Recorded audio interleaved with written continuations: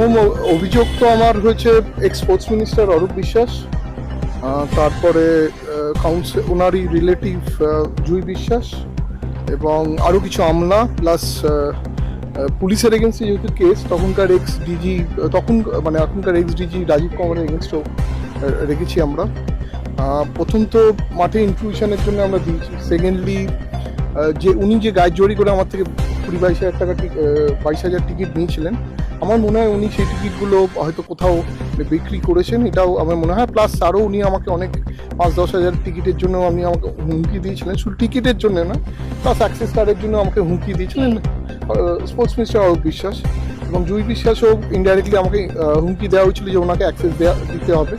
আমি সেটা রাজি হইনি বলে উনি লাস্টে মন্ত্রীর ইনফ্লুয়েন্স খাটিয়ে উনি মাঠে ঢুকেছিলেন। আপনারা এটা জানবেন না, জুই বিশ্বাস এবং ওনার জুই বিশ্বাসের অ্যাক্সেস কার্ড মাঠে ছিল না, উনি ঢুকে শুধু মাঠে ঢোকেননি, উনি ফটোও তুলেছেন।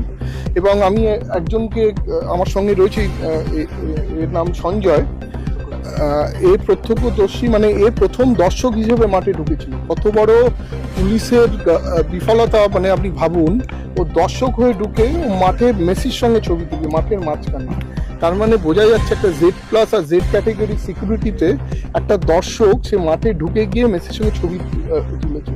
ওর মতন কম করে 150-200 লোক এরম মাঠে ঢুকেছে। ও বলছে ও প্রত্যক্ষদর্শী, ও নিজেই দেখেছে যে এরম করে মাঠে ঢুকেছে। এবং ওর কনসিয়েন্সে লেগেছিল যে আমার মতন একটা লোক যে একটা ইভেন্ট এত বড় করেছে, তার উপর যে ইনজাস্টিসটা হয়েছে, ও আমাকে অনেকদিন ধরেই বলছিল। তখন আমি বললাম ঠিক আছে, আমি কিন্তু এফআইআর করবো, সেটা তুই থাকিস। ও আজকে আমার সঙ্গে ছিল এবং আমাকে বললো কথাটা।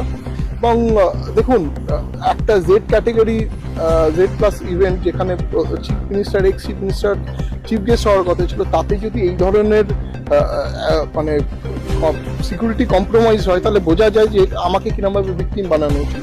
বেসিক্যালি আমার ইভেন্টটাকে স্যাবোটেজ করা উচিত। আর যে এত দর্শক যারা মাঠে এসেছিল তারা কেন দেখতে পায়নি? কেন শো ফ্লোতে অরূপ বিশ্বাস ছিল না, শো ফ্লোতে অনেক আমলারা ছিল না, শো ফ্লোতে উনি ওনার ফ্যামিলি মেম্বারদের ছবি তুলেছেন, তারাও ছিল না। এই যে মাঠে ঢুকে আর এত লোক ঢুকলো, এই যে অরূপ বিশ্বাসের এত সিকিউরিটি গার্ড, এত ইউটিউবার কি করে ঢুকলো?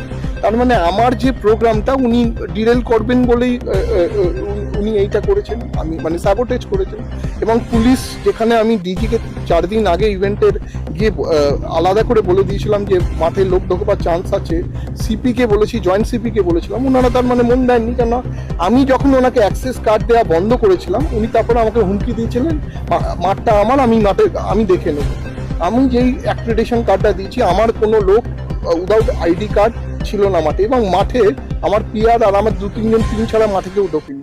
বাকি লোক হলো বাইরের লোক এবং অরূপ বিশ্বাসের লোক এবং স্পোর্টস ডিপার্টমেন্টে, সল্টলেক ডিপার্টমেন্টে অনেক পুলিশের লোক ঢুকেছে, তাদের ফ্যামিলিরা ঢুকেছে। আমরা সব আইডেন্টিফাই করছি একটা করে। এখন ইনিশিয়ালি এনাদের জন্য নামে কেস করেছি, এরপর আরও কেস করবো। মানহানি মামলাটা তো কোর্টে করতে হবে, মানহানি মামলা এফআইআর হয় না, সিভিল স্যুটও করছি। 50 কোটি টাকার আমি ডিফেমেশন কেস করছি, আর 50 কোটি টাকা কম্পেনসেশন ড্যামেজের কেস করছি। এই উইকের এন্ডে নয়তো নেক্সট উইক বা বৃহস্পতিবার ধরেই চলবে। ওনারা গ্রহণ করেছেন, ওনারা লফুলি যেগুলো আনে, ওনাদের সিনিয়র টিমের সঙ্গে কথা বলবেন, ওনারা দেখবেন, ওনারা আমাকে রেসপন্স করবেন বলেছেন। এখন ওনারা গ্রহণ করেছেন কমপ্লেনটা।